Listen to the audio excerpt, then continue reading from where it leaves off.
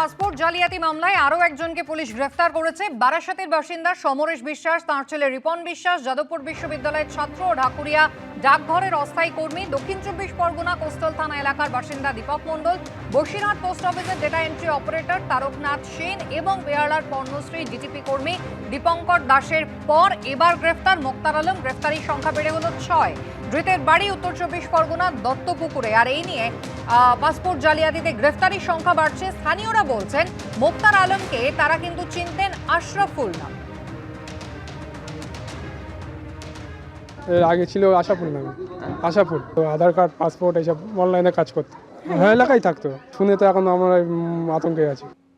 ধৃত মোক্তার আলম, তাকে গতকাল আদালতে পেশ করে সরকারি আইনজীবী সওয়াল করলেন এই চক্রের সঙ্গে আন্তর্জাতিক মানব পাচার চক্রের যোগ থাকতে পারে। এত ভুয়ো আধার কার্ড, প্যান কার্ড এবং বাংলাদেশের নাগরিকদের হাতে তো পৌঁছে দেওয়া হচ্ছেই, এর মাধ্যমে মানব পাচারও হতে পারে, আর সেটাও দুশ্চিন্তার।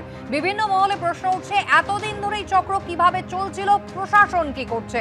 ধৃত মোক্তারের কাছ থেকে 23টি জিনিস বাজেয়াপ্ত হয়েছে, যার মধ্যে অন্যদের নামে রাশি আধার কার্ড রয়েছে, ভোটার কার্ড রয়েছে, প্যান কার্ড, পাসবুক সব রয়েছে। পাসপোর্ট জালিয়াতির জন্য এই সমস্ত নথি সংগ্রহ করা হয়েছিল বলে তদন্তকারীদের অনুমান।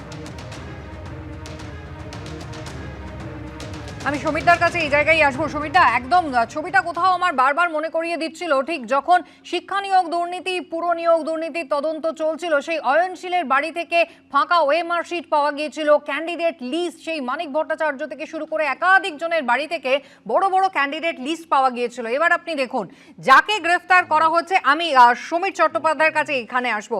সমীরদা, সেখানে কিন্তু দেখা যাচ্ছে প্রচুর মানুষজনের নথিপত্র নেওয়া হচ্ছে, মানব পাচার। এবার সেই মানব পাচারের জন্য বাংলার মাটি ব্যবহৃত হচ্ছে।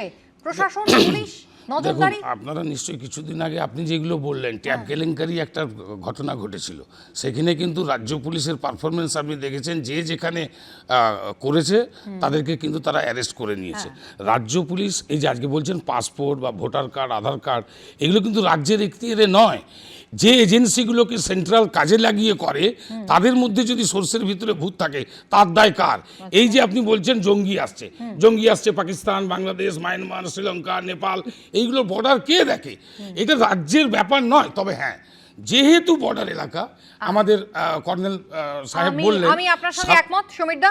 এরা কিভাবে ঢুকছে অবশ্যই বর্ডার এরিয়া দেখার দায়িত্ব বিএসএফ এর। বিএসএফ কি করছে ঠিক, কিন্তু তারপর যখন এসে আপনার আমার পাশের বাড়িতে তারা বাড়িটা ভাড়া নিয়ে থাকছে, কখনো তারা বোরখার দোকানে কাজ করছে, কখনো কাপড়ের দোকানে কাজ করছে, মাদ্রাসা খুলে সেটা খুবই উদ্বেগের। এটা পাশাপাশি আপনাকে একটু বলি যে বাংলাদেশের যে ক্রমবর্ধমান আর্থিক সংকট, এটা কিন্তু অনুপ্রবেশ বৃদ্ধির আরেকটা কারণ। সে কারণ তো আমি বুঝলাম, কিন্তু কারণের ফলাফলটা তো আমাদের ভোগ করতে হবে। আজকে বিএসএফ এর অর্থাৎ স্বরাষ্ট্র দপ্তরের যে উদাসীনতা, আমরা যে বর্ডার সীমান্ত, শুধু কি বাংলা না ম্যাডাম, সেখানে ডবল ইঞ্জিন সরকার, আসাম আছে, ত্রিপুরা আছে, তারপরে মণিপুর আছে, মেঘালয়, মিজোরাম, নাগাল্যান্ড, অরুণাচল প্রদেশ। অবশ্যই আমরা তো না করছি না, কিন্তু ধরছে কিন্তু রাজ্য পুলিশের এসটিএফ, এবং ধরছে বলেই আপনি জানেন এই যে শিয়ালদায় অস্ত্র ভান্ডার যাকে ধরেছে, বেঙ্গল পুলিশের এসটিএফ যাকে ধরেছে, সে কিন্তু আর কদিনের মধ্যেই বাংলাদেশ চলে যেত জলপথে, এবং সে অতীতেও এই যে মানব পাচার কথাটা বলছেন, এই জলপথ ব্যবহার করে আজকে সাঁতরাগাছিতে সিআইডি দুরন্ত এক্সপ্রেস থেকে সুসুচুরি পাসপোর্ট জালিয়াতি মামলায় গতকাল যে মোক্তার আলমকে পুলিশ গ্রেফতার করেছে, অতীতেও কিন্তু তাকে গ্রেফতার করা হয়েছিল। মাস 2 থাকার পর তাকে কিন্তু ছেড়েও দেওয়া হয়। দেখুন একবার। 1.5 বছর আগে একবার তুলে নিয়ে গেছিল এইসব সংক্রান্ত ব্যাপারেই, পাসপোর্টের ব্যাপারে। তারপরে মাস 2 পরে আবার ছেড়েও দিয়েছিল। বাংলাদেশে এক্সপোর্টের ব্যবসা ছিল, আরও পাসপোর্ট টাসপোর্ট এসব কাজও করতো, এসব সংক্রান্ত কাজ করতো। এবার কোনটা অরিজিনাল করতো, কোনটা নকল করতো, এটা জানতাম না।